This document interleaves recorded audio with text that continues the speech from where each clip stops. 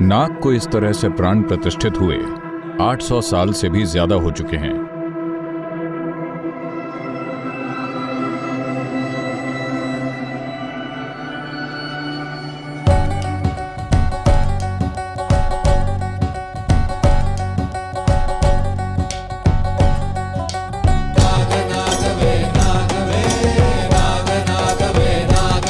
हम यहाँ एक बिल्कुल अनोखी संभावना के लिए आए हैं। आप प्राण प्रतिष्ठा का हिस्सा हैं। आप यहाँ केवल दर्शक बनने नहीं आए हैं। आप उस तीव्रता, उस शक्ति और सद्गुरु का रहस्यदर्शी रूप देख सकते हैं।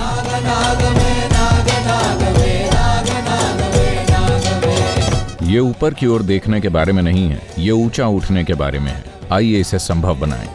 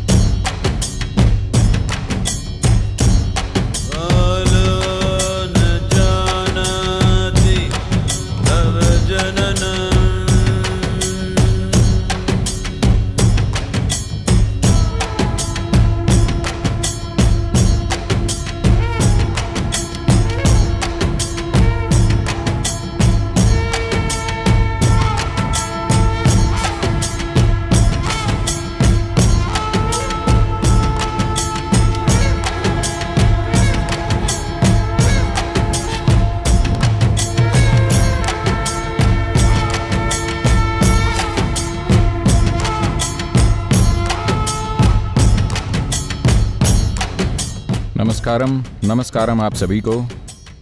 हम यहाँ इस अद्भुत स्थान पर एक बहुत ही अनोखी संभावना के लिए आए हैं। क्या आप बारिश को कोस रहे हैं? हाँ, गीला होना अच्छा है। आपको यहाँ बुलाने का उद्देश्य ये है कि आप प्राण प्रतिष्ठा का हिस्सा बने। आप बस यहाँ एक दर्शक के रूप में ना बैठे रहें। अगर ऐसा होना है, You must be participating the same level as me, the same level of involvement. तो आपको भी मेरे जैसी भागीदारी दिखानी होगी, उसी स्तर की भागीदारी। नाग क्या है, इसके अलग अलग आयाम को बताने से पहले मैं आपको बता दूं कि पिछले कुछ दिनों से मैं क्या देख रहा हूं। मैंने देखा कि लगभग 800 साल से भी ज्यादा समय से नाग की ठीक से प्राण प्रतिष्ठा नहीं हुई है। आखिरी बार यह लगभग 800 साल पहले हुई थी। तो आप इस तरह की यादगार घटना का हिस्सा हैं।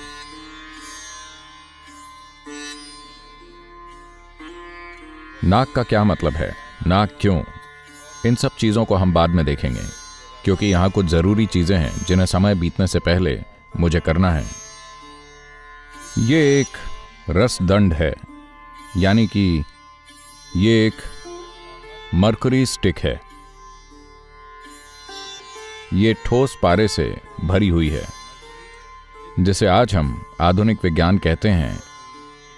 वो ये मानता है कि जब तक आप पारे को -32 डिग्री सेंटीग्रेड तक नहीं लेकर जाते, तब तक आप उसे ठोस नहीं बना सकते। वो असल में ठोस बनाना नहीं है, वो एक तरह से ठंडा करके जमा देना है। लेकिन यहां पारा ठोस है और यह सामान्य तापमान पर है। यह भारतीय रसायन विद्या है। ठोस पारे को इस तरह से ऊर्जान्वित किया जाता है कि वो ह्यूमन बीइंग के लिए एक जबरदस्त साधन बन सकता है अपनी सीमाओं को तोड़ने के लिए। To go beyond what we refer to as the capabilities of our body and mind, जिसे हम शरीर और मन की क्षमताएं कहते हैं, उनसे परे जाने के लिए, कुछ ऐसा करने में सक्षम बनने के लिए जिसे हम आमतौर पर सुपर ह्यूमन समझते हैं, पर यह सब कुछ ह्यूमन है। नाग नाग नागेंद्राय, नाग नाग नागेंद्राय, नाग नाग नागेंद्राय, नाग नाग नागेंद्राय। तो हम इस दंड के साथ क्या कर रहे हैं? हम इस पर पहले से ही काम कर चुके हैं। इसे ऊर्जा और ग्रहणशीलता के एक खास स्तर पर लाया जा चुका है। लेकिन आज मुझे पता है कि हमने आपको एक चित्र दिया है, तो हम मूलाधार से दाईं ओर बढ़ते हुए मणिपूरक पर आते हैं, फिर मणिपूरक से विशुद्धि पर आते हैं। इसका यह मतलब है कि हम मूलाधार से स्वाधिष्ठान को छोड़ते हुए मणिपूरक पर आ रहे हैं और अनाहत को छोड़ते हुए विशुद्धि पर आ रहे हैं, और उसी तरीके से बाईं तरफ से वापस जा रहे हैं।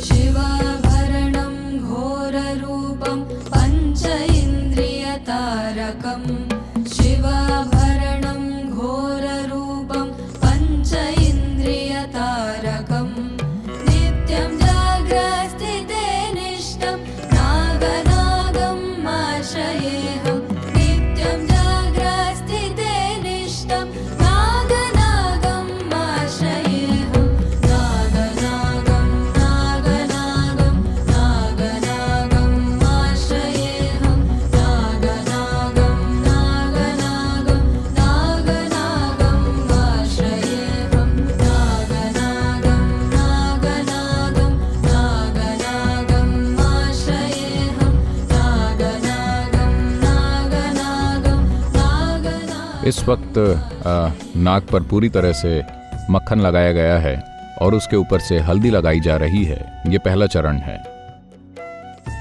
अगले चरण में वो उस पर कुमकुम लगाएंगे जो लाल रंग की है।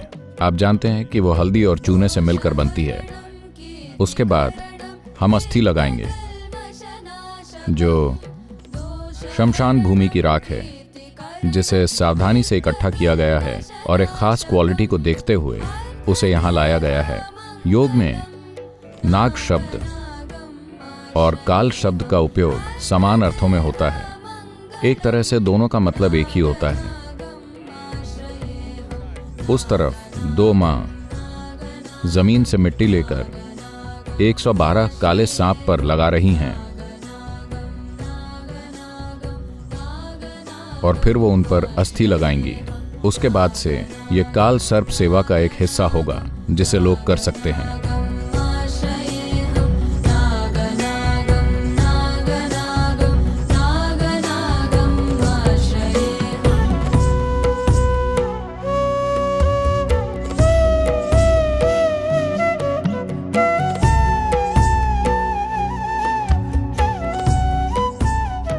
कोबरा एक ऐसा सांप है जो समय के पहलू को दर्शाता है।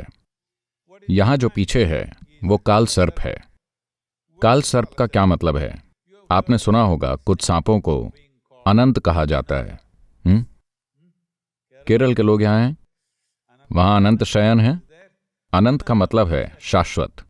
तो एक सांप है जो अमरत्व को दर्शाता है। यही वजह है कि काल सर्प एक अनंत के चिन्ह या इन्फिनिटी सिंबल के रूप में है, जो शाश्वत को दर्शा रहा है। वो एक काल सर्प है। यहां एक और सांप भी है जिसे शेषनाग कहा जाता है। तो शेष का मतलब है जब सृष्टि का विनाश होता है, जब आकाश गंगा का विनाश होता है, तब वहां कुछ अवशेष बचते हैं, वही शेष है। अगर आपने भारत की किसी भाषा में गणित सीखी है तो आप जानते होंगे कि गणित में शेष का मतलब बचा हुआ होता है। अंग्रेजी में इसे रिमाइंडर कहते हैं, जो कि शेष है। तो यही वो शेषनाग है जो पिछली सृष्टि में बच गया था। तो वो जो बच गया है वो अगली सृष्टि के होने के लिए बहुत जरूरी है। इससे कुछ ऐसी सूचनाएं मिल सकती हैं जो अगली सृष्टि के निर्माण में जा सकती हैं। नाग के ये 2 महत्वपूर्ण पहलू हैं। एक काल है, उसमें काल में भी एक अनंत है, और दूसरा शेष है। तीसरा जो है वो कर्कोटक है, यही वो 3 पहलू हैं जिन्हें हम यहाँ संभाल रहे हैं। हम उस पर बाद में जाएंगे। इस वक्त कुछ और है करने के लिए। कर्पूरगौरं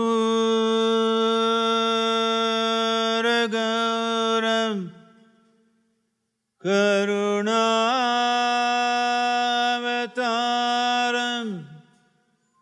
संसारसारं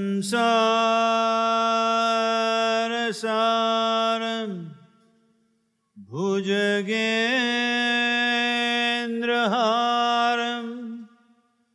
सदा वसन्तं हृदयारविन्दे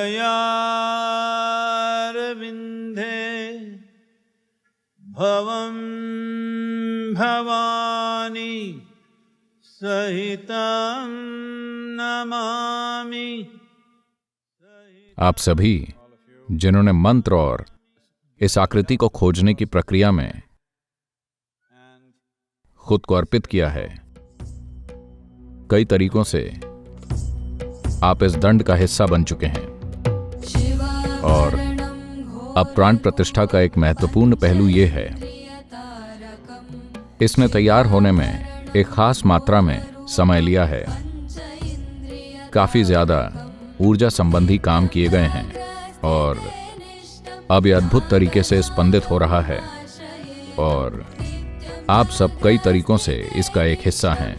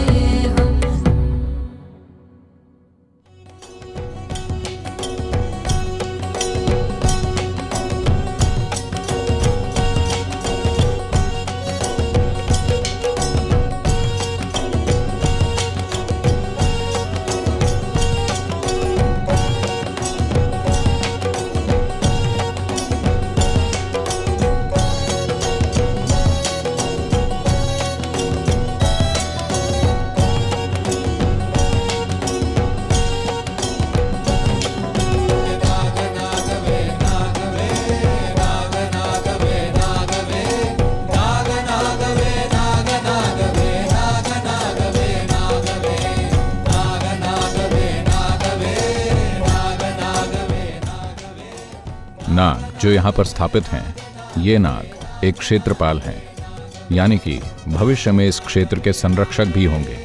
जब हम क्षेत्र कहते हैं तो हम एक पूरा सिस्टम तैयार कर रहे हैं, एक पूरा सिस्टम जो कि ऊर्जावान और भौगोलिक दोनों होगा, यानी कि ये पूरी तरह से एक आध्यात्मिक संभावना बनेगा।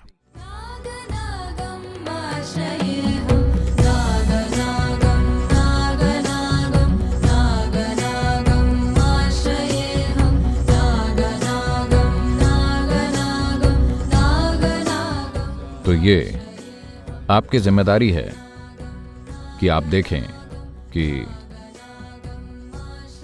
नाग की ऐसी बदनामी दूर हो, क्योंकि सोशल मीडिया में ऐसे कमेंट्स मैं पहले से ही देख रहा हूं, वो कह रहे हैं कि यह स्पष्ट रूप से एक शैतान की पूजा है।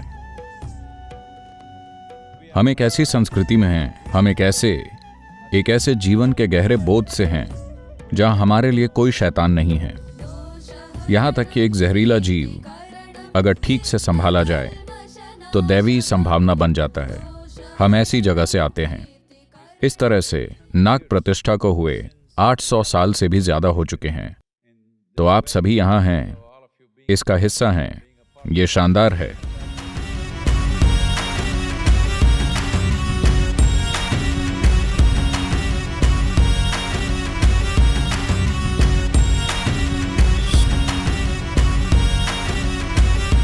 मैं बेंगलोर के सभी वॉलंटियर्स को धन्यवाद देना चाहूँगा जिन्होंने लगातार काम किया है पिछले कुछ महीनों से इसे साकार करने के लिए।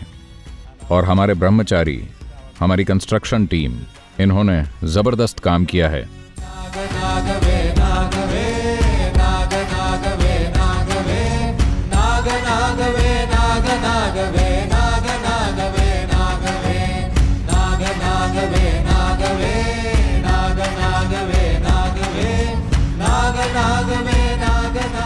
ये पहला कदम है।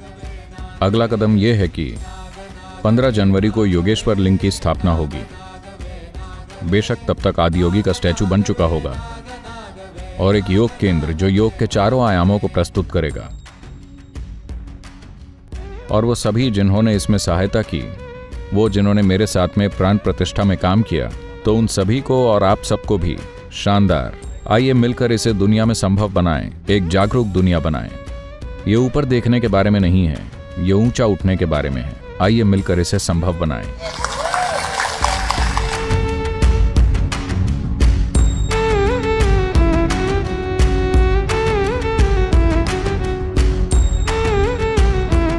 मैं ऊर्जा से भर गई और देखती रह गई। मैंने नाग को इस तरह कभी अनुभव नहीं किया। इसने मेरी आंखें खोल दी। बहुत बढ़िया था।